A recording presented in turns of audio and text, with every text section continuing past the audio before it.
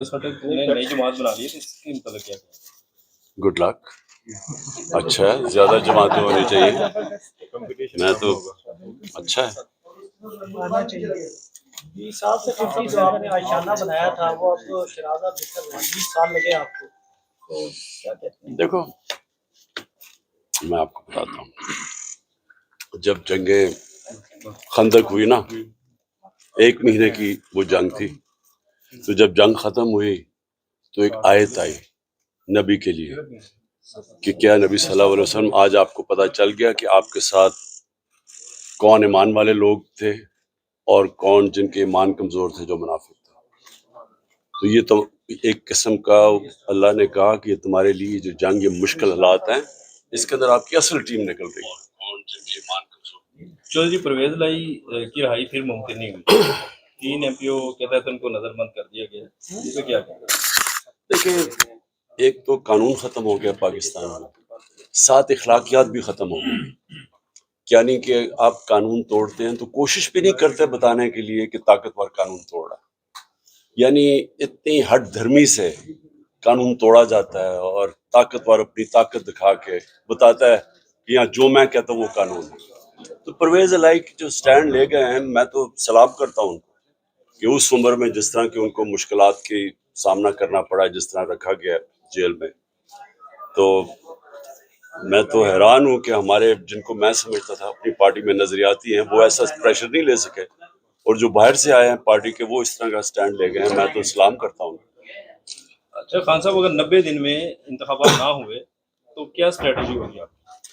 دیکھیں ہماری اسٹریٹجی کیا ہوتی ہے, 14 مئی کو سپریم کورٹ الیکشن اناؤنس کرتا ہے آئین کے مطابق, حکومت اس کی پرواہ نہیں کرتی.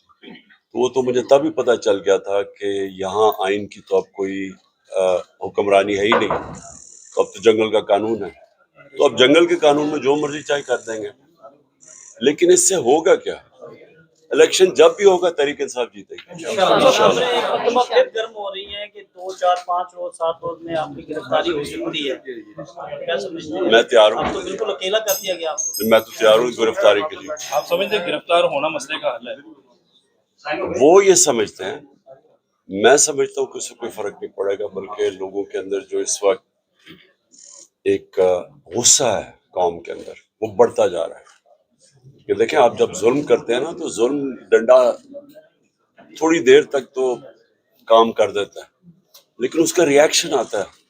تو یہ جیسی پریشر اترے گا الیکشن کا, آپ دیکھ لیں گے کہ اس میں دودھ کا دودھ پانی کا پانی ہو جائے گا.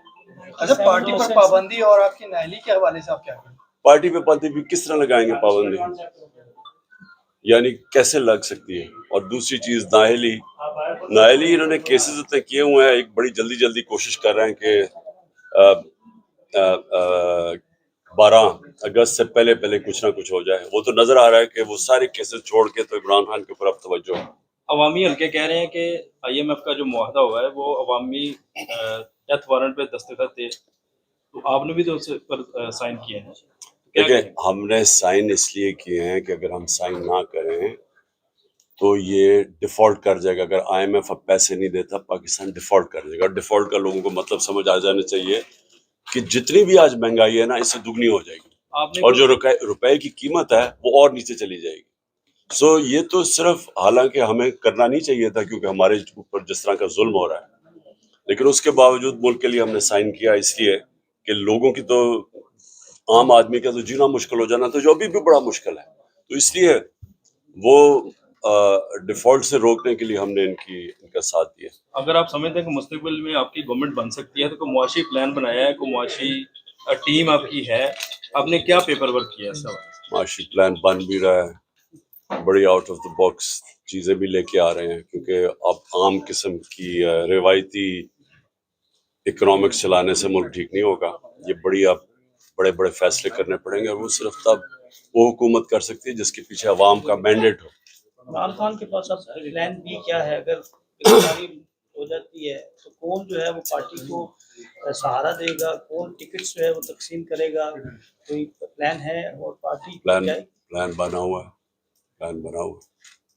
تیاری ہے پوری. اوکے, کدھر وہ ہیں؟ رجسٹرار ہائی کورٹ نے جان بوجھ کے بلایا، یعنی کہ پتہ تھا ہم بتا کے گئے ہیں کہ ہمارے یہاں 4 بجے کا ٹائم ہے. تو یہ یہاں سے نہیں ہمیں بٹھا دے گا. نہیں